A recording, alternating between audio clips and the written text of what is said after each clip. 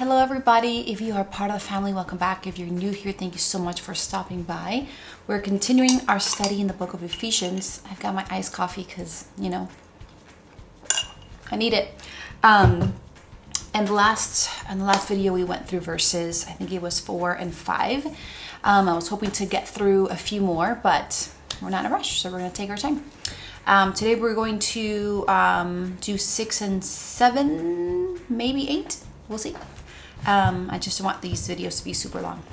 But yeah, let's go ahead and read starting from verse 3, just because, again, we're just kind of, it's all kind of cohesive and we can't forget the things that we've already read.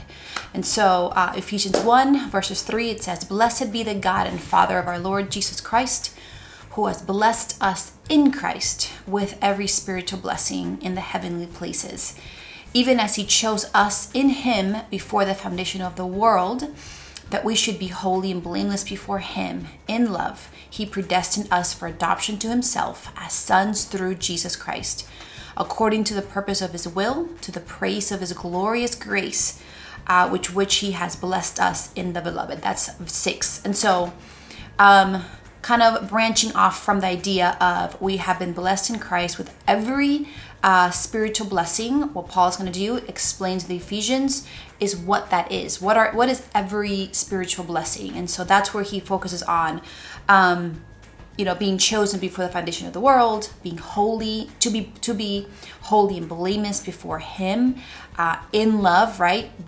We were predestined and adopted as sons through Jesus Christ. Everything is through him, through Christ, through Jesus, according to the purpose of his will. And 6 says, "To the praise of his glorious grace, with which he has blessed us in the beloved." So even just this section here, it says to praise his glorious grace. Again, he is blessing us with every spiritual blessing. What is the result, or what should be the result of that? That we praise him for his glorious grace. I love how the word glorious gets added here into his grace. It's not just grace, but it's glorious. I heard this once, and I know I've shared it here in a few videos, that I heard in a preaching once. I can't even remember where. I quoted it so many times. I could eventually just say it's just something that I say, but it's not. The grace is something that we get that we don't deserve. Mercy is when we don't get what we deserve, right? If I deserve punishment and I don't get that, that's mercy. But grace is something being given to me that I just don't deserve. And that is God's, that's what grace is. God is giving us salvation, adopting us into his family through Christ, but we don't deserve it. And that's why it's just so glorious. I remember listening to a preaching a few weeks ago with my kids and my husband, and the preaching was from John Piper.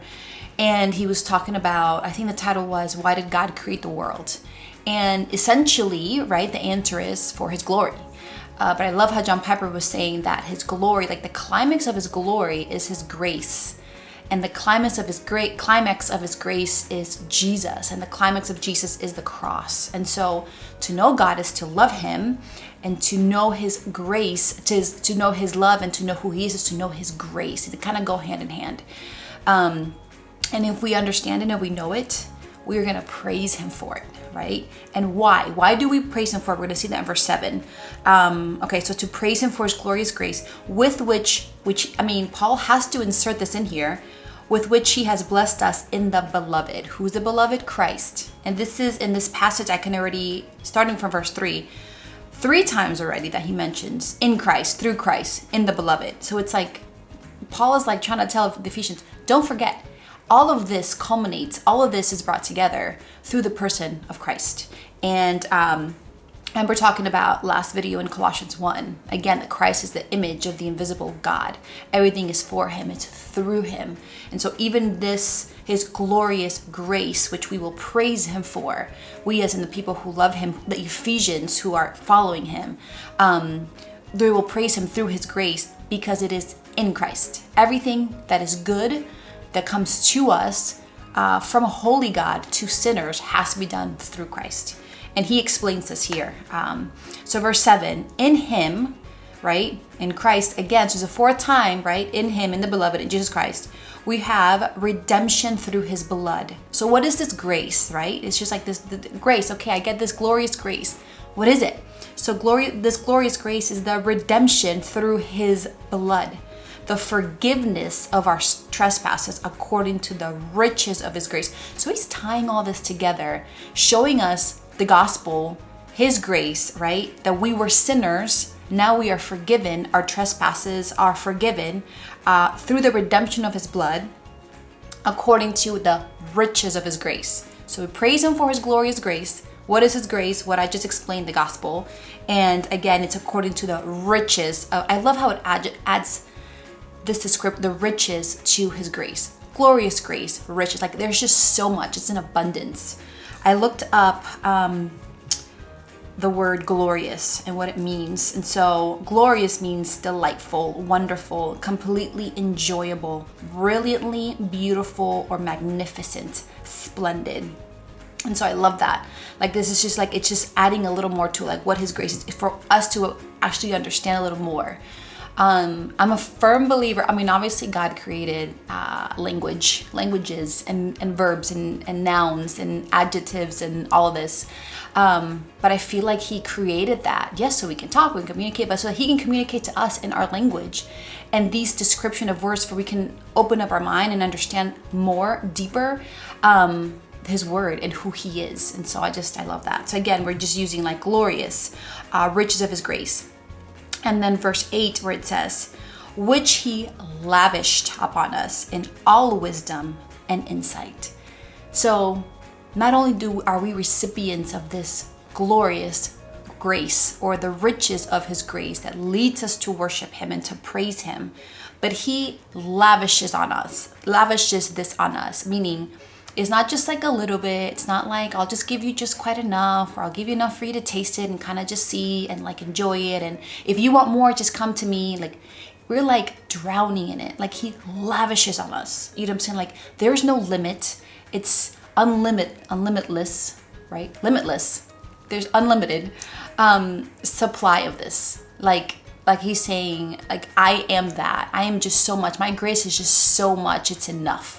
It's just enough. Like it's not like I'm going through a situation, I'm not quite sure if it's enough, I'm not sure if it's gonna quite make it. Like he's like, I'm giving you, like the author of life, the author of grace, the author of this glorious, grace that he has lavished on us. He has saved us. He's giving us so much of this, again, in Christ, in the beloved, in Christ Jesus. So he lavished upon us. He's including himself. So again, he's speaking to the Ephesians on himself and on them. He's like, God has lavished us on us in all wisdom and insight, meaning God knows everything. Even his attribute here of omniscience is brought up because you can see like, wow, all wisdom, not just, he doesn't have just a little bit, like he is wisdom, all wisdom and insight as to who we are, this situation, before the foundation of the world. Like he knows it all. And yet still, right, knowing my sin, knowing that I will still fail today, knowing that he still chooses to lavish his glorious grace on us. And so that's amazing. And so again, I feel like this is, keeping in mind, this is for the Ephesians, right? This is a letter specific as an author, as an audience, specific cultural time stamp. But because I love God and because I also have put my faith in Christ Jesus, this could also be for me. I'm reading this and I'm like, these are truth, you know what I'm saying, that I can read, that I can count myself in there. Like I am blessed in Christ with every spiritual blessing, that I have access to his grace, that he has lavished his grace on us, because Paul is writing it, but he's inspired by the Holy Spirit. And so I can read these things and say, amen, praise the Lord, because I am included in that. And so it's so powerful that this is done, right? And it is for them, but 2,000 years later, I can read and say, amen, these promises and this truth is also for me because I love Christ. So, all right, we're gonna stop it right there. And we're gonna continue in verse, hopefully 9 and 10 in our next video.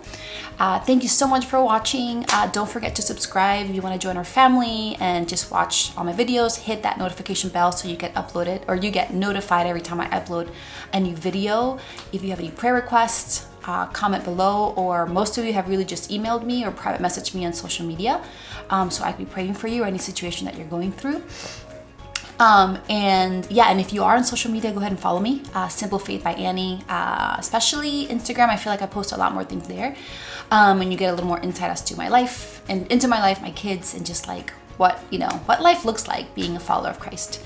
And so, all right, guys, that's about it. Love you all, and I'll see you on my next video.